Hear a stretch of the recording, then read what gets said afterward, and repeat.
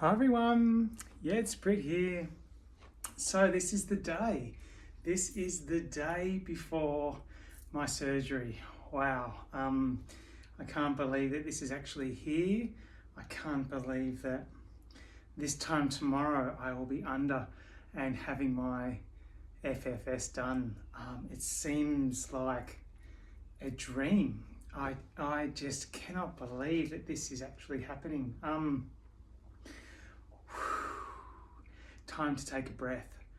What a marathon this has been. From the start of December, I started planning. I suppose prior to that, I'd had my consultations with my surgeon and I had to have a couple of things resolved before we could proceed with my FFS, and I did that. That was back in October, November. So December was the green light. So December, I started to arrange the funding for my surgery. So through the Australian Tax Office, I applied for an early release of my superannuation on compassionate grounds. And what a rigmarole that was. It was quite difficult. The first application was rejected because they changed their rules to say you need a psychiatrist recommendation and report. So 1 week out of Christmas, I moved heaven and earth to find a psychiatrist, which I did, and I got that report and I resubmitted with only a day and a half to go before they closed for the Christmas break, only to be told that there was no priority process, there was no escalation, I just had to simply wait in line. So Christmas and New Year's went by, and then they reopened on the 3rd of January on the Tuesday, and I rang the ATO and got my approval. So it was like, I thought that was it. Wrong again. We all should know by now that this journey is never going to be easy. So then I had to go to my superannuation fund and request the release with the endorsement of the ATO, releasing the funds into my nominated banking account. Straightforward, right? Oh no.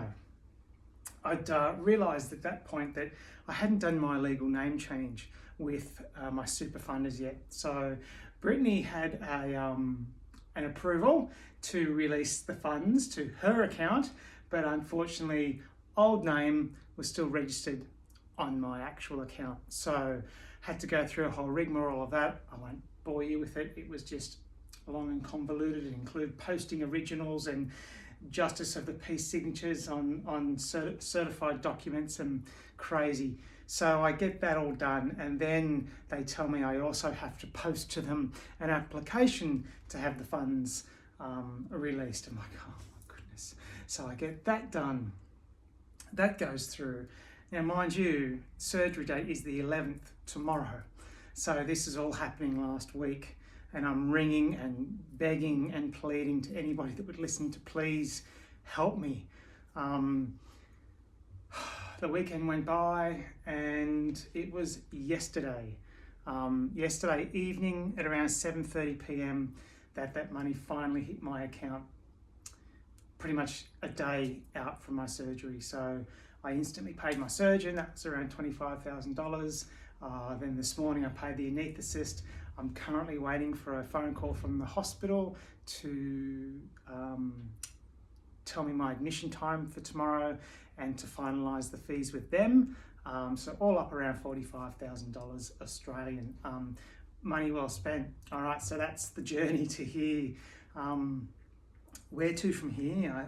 I suppose how I'm feeling and thinking about this, I kind of instantly went from, is this ever going to happen? Like, am I going to get this approved, to, oh my God, this is happening. The reality just clicked, and it was like, no longer was I worrying about the funding and this and that and everything else. I had all that, that was now done. Now it's like, oh my God, I'm actually going to have surgery. This is actually going to happen. And in some funny way, I'm kind of glad it worked that way. I'm always a glass half full kind of person, but I think it hasn't really given me that long period of time to really worry about the surgery. I think if I had all these approvals done before Christmas, I would have had all this time to worry about the surgery. So I'm quietly confident. I'm nervous, and I'm sure, and I have been reassured by friends who have had this procedure done that this evening I'll be an absolute mess, and tomorrow morning I probably won't be able to string 2 words together, but that's fine. So it's a 10-hour surgery. I'll be unconscious for 10 hours. So this is likely to be my very last post looking like this. I don't know. I'm very hopeful for good results. I really am. I'm really hopeful that, well, you know, the brow bone's going to be gone and my facelift will smooth out some lines and maybe take a few years off that poor old face. Yes, I'm nervous but excited.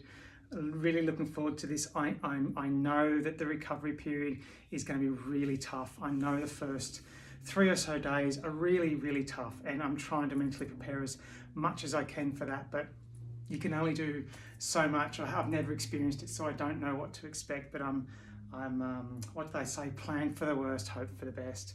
My lovely wife is off work, so she'll be my primary carer for that period of time while I'm all bandaged up, and whether there's drains and things hanging on my head, I don't know. We've arranged for the children to go away for a week to stay with their grandparents. It's still school holidays, so that's great for them, great for the grandparents, and I think good for me. I'll get to recover a bit more in peace, and I really don't think at their age they need to see me in the state that I'll be in. So there we go. My last update with this. Fingers crossed it all goes well. Fingers crossed I get the results I'm looking for, and I'll update you as soon as I can. Like when I'm coherent enough, I might do some text updates. I don't know when the next picture will be uploaded, so thank you for everyone who's wished me well thus far, and I'm sure you'll respond to this as you always do. So thanks for your support. Thanks for thinking of me, and I'll see you on the other side, I suppose. All right. Bye.